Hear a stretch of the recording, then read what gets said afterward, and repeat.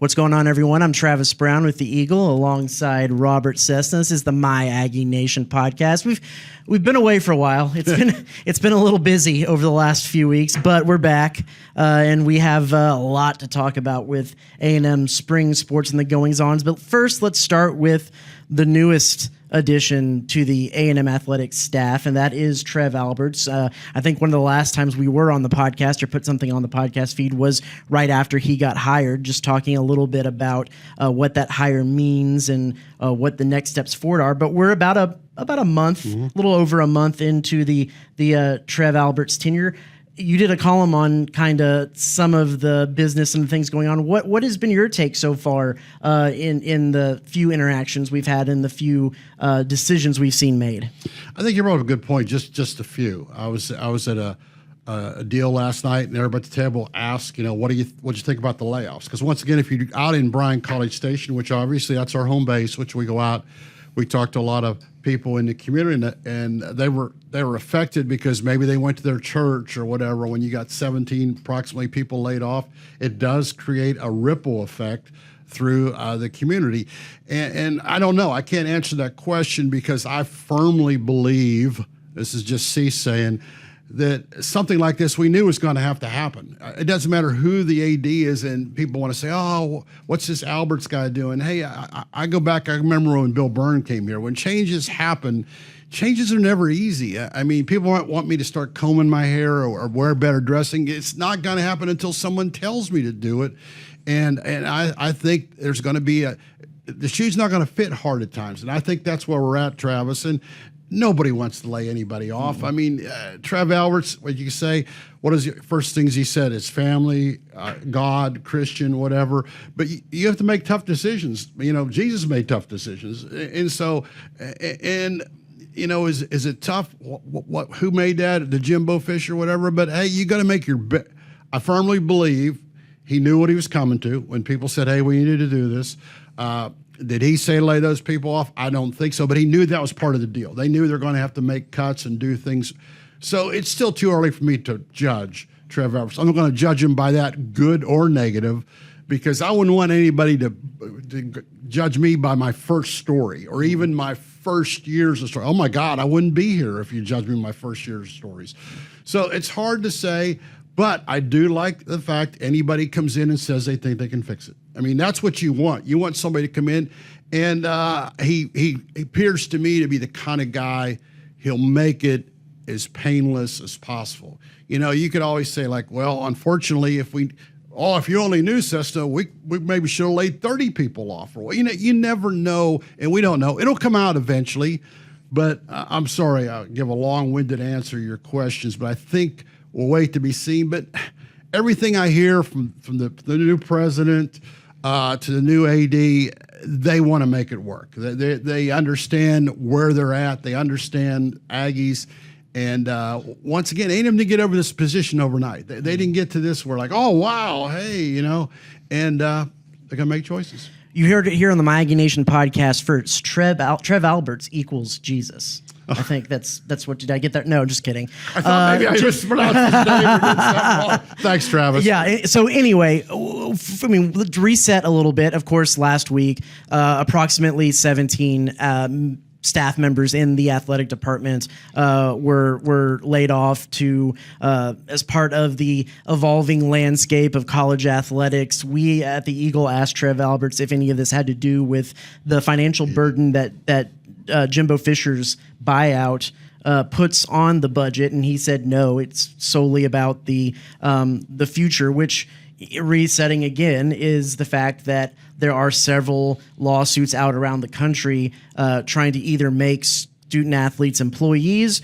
or for damages on revenue that's made from TV deals, both in the past and moving forward. And it's looking like, according to ESPN's reporting, that things are moving towards settling on that. And settling would mean that probably that's going to cost $15 to $20 million a year in paying athletes TV revenue. And that was from Trev Alberts himself, that he told us kind of those numbers that have been backed up by that reporting. So you have this whole new line item that's going to start dropping in. The budgets are going to be completely different. And some of that is going to involve a restructuring. He mentioned to us in his introductory press conference that he had mentors up when he was at University of Nebraska Omaha in the Omaha business world, which there is some business people up there, and he learned how to run a Fortune 500 type business and be a CEO. And by every indication we've seen so far, maybe more so than any of the past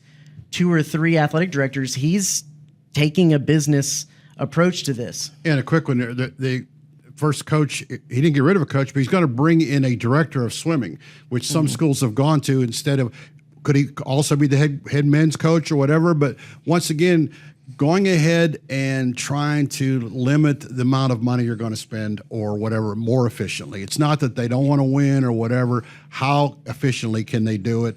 And when we talk about they have different funds, they got to move money around. So like I said, I'm going to wait and see before. So I'll give you the same answer I gave those people last night. I'll wait and see. I think Trev Alberts is a good guy. He'll do the best he can, but sometimes your hands are tied. And I think there should be a little post note here that always should be said about the keeping the humanity of all this, that it's easy in sports that there's wins and losses and it's results oriented and coaches get hired and fired, but backroom staff isn't necessarily the same, and front office staff isn't necessarily the same. Good people, a lot of those them guys, it hurts. worked alongside him. Good people, they were good at their jobs. Trev Alberts said as much in his statement that it had to do with the budgetary future of the athletic department. So it should always be noted that these aren't head coaches that got into it for the results-oriented hiring and firing. These are people that are in the community at church, eating. We knew all around. So always good to reemphasize that it's bigger than just wins and losses in this point. But speaking of wins and losses, there's been a lot of wins on the Diamond Sports this year. You're out at softball day in and day out. What's kind of the 35,000-foot view of softball right now as we're kind of entering the home stretch of both of the regular seasons? Well, I think I can do one sentence. I think Tricia Ford should be the SEC Coach of the Year. They might finish first. They might finish fourth. But the fact is that A&M is going to host regional. I can't see that not happening. It's been a while, 17, 18, whatever year it was. The fact that you won't have to watch the regionals on TV or, where's A&M going? Oklahoma, Texas, whatever. No, they're going to be here. And we all know in both sports, and reason that baseball's winning, Jim Schlossnagle, the reason softball's winning is Tricia Ford, because she knows players to bring in, how to handle them. They could even host super regions possibly. But it's taken 2 years. Don't do it overnight. We're talking about Alberts. And people ask me how Tricia Ford was when she got it. I go, let me see for a while. Let's see what goes on. But she definitely can recognize talent. You look, she went to the transfer portal, added Jasmine Hill, Powell. So once again, is people going ahead and filling the holes that they have.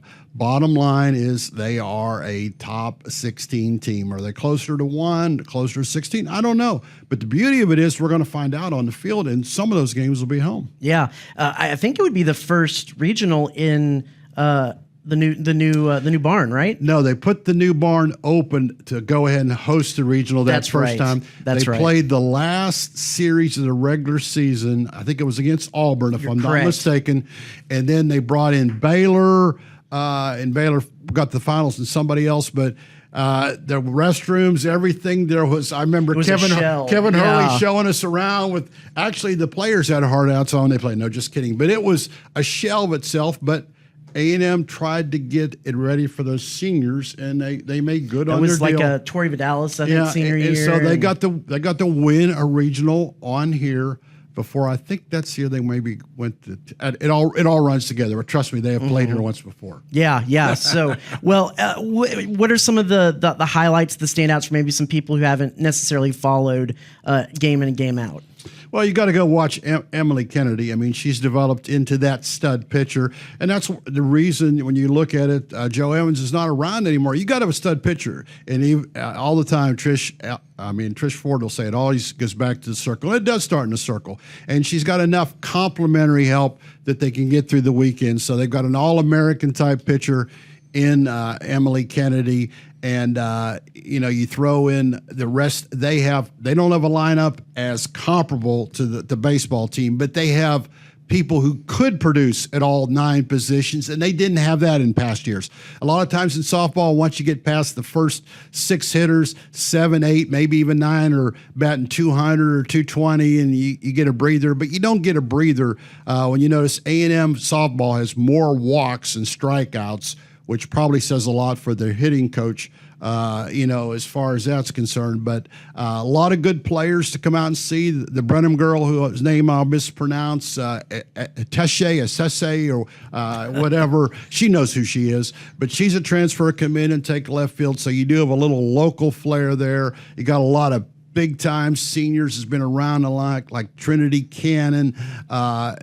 She's been one of the lifebloods of that program for a long time. Rylan Wiggins as well.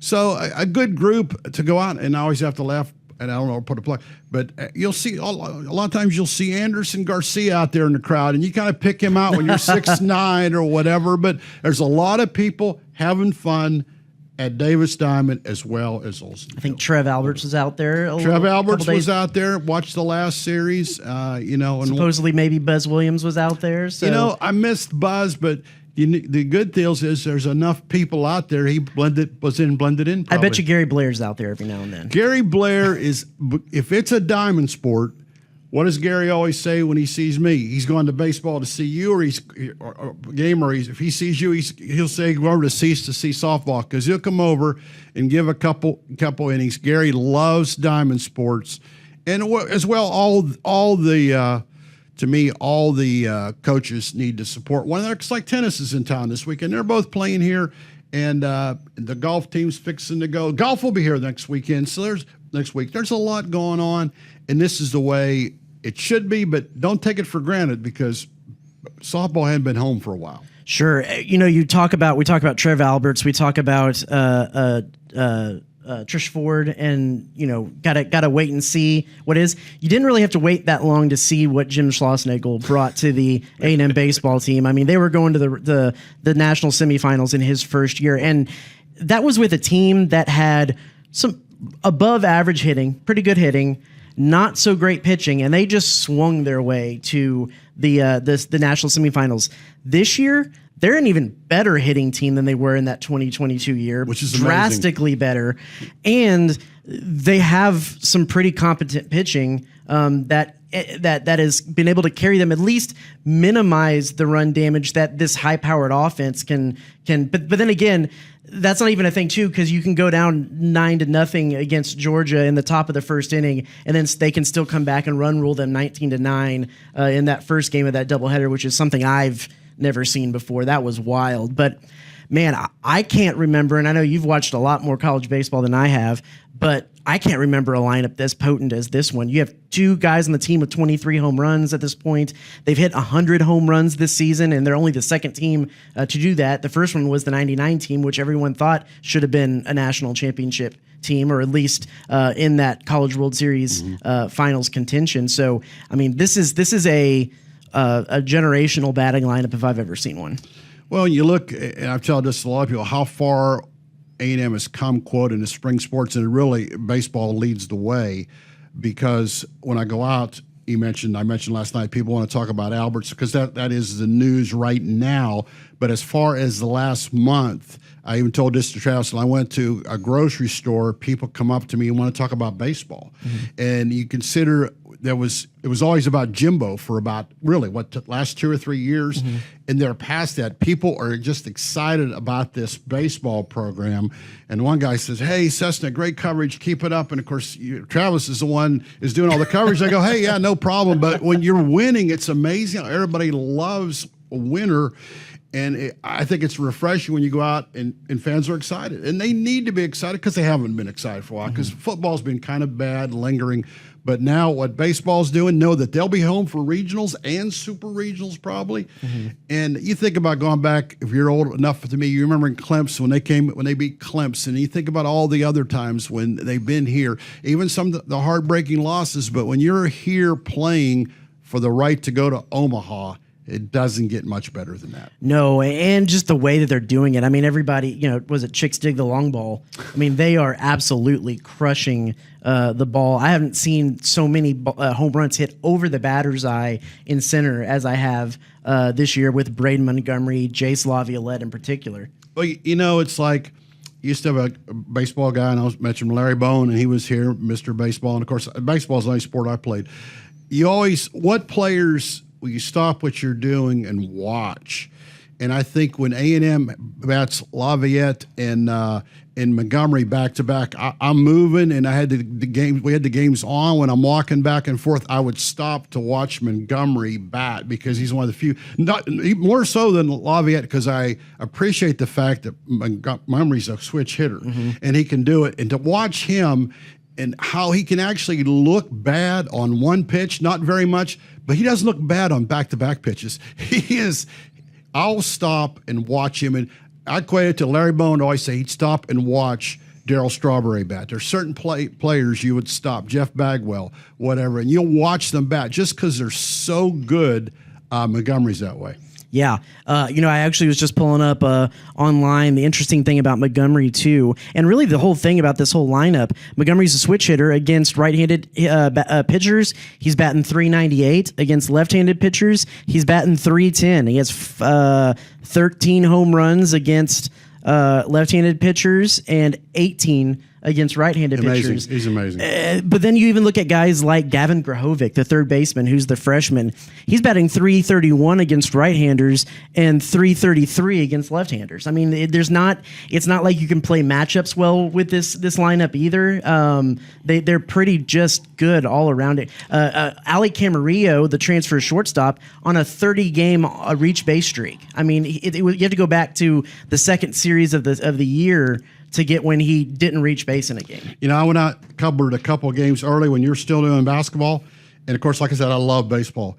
And Grahovic was so impressive to see in those couple of games. But I said to myself, let's go ahead and see where he's at come May. Is he still going to be batting .310 or is he going to be batting .230 or .240?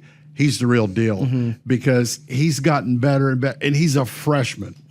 Over the last 14 days, all but 2 A&M hitters are batting .300 or better. And the other two are Travis Chestnut, who's batting like .291 and just running rampant or around the base passes. Ted Burton's batting .281, and he has 5 home runs in the last 14 games. He is so good. In his first year, they named a town after him. You can go to Burton. It's incredible. That's good. So I'm sure we'll be back to talk a little bit more. The pitch, Brian Prager's been steady. There's been some up and down in the starting pitching, but man, if you look at the stats, like look at ERA, they're still in the top 10 in both starting pitching and bullpen ERA. So the hiccups they've had, they've been able to bounce back and maintain. And like we said, the name of the game is they've been able to hold teams to enough runs that the offense can come back and get the win, which is just something to be seen. Before we close this out, I'll throw a curveball at you. Since speaking of baseball, we didn't actually talk spring game. And so just real quick, we had Elko the other night at the Brazos County A&M Club. The talking season has started. Your first impressions of what we've been able to see from Elko now with the spring practice in the books? No stupidity, very few penalties, not a lot of missed tackles, not a lot of missed assignments. Do they have enough talent?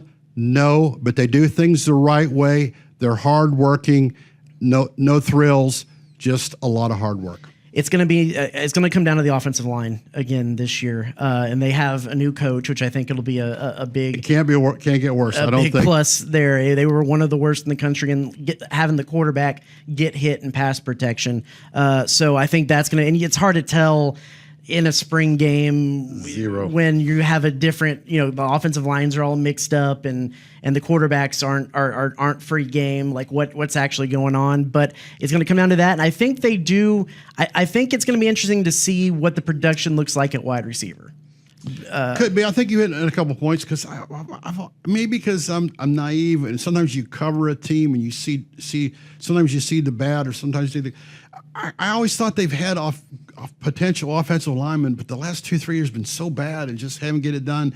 And now with Smith gone, and like you said, you got to have somebody that they can go deep. I mean, Thomas looked good in the spring game, but who they gone against? But hey, once again, Elko wouldn't be here if there wasn't problems, so he's got to fix them. And we'll close it out with the quote.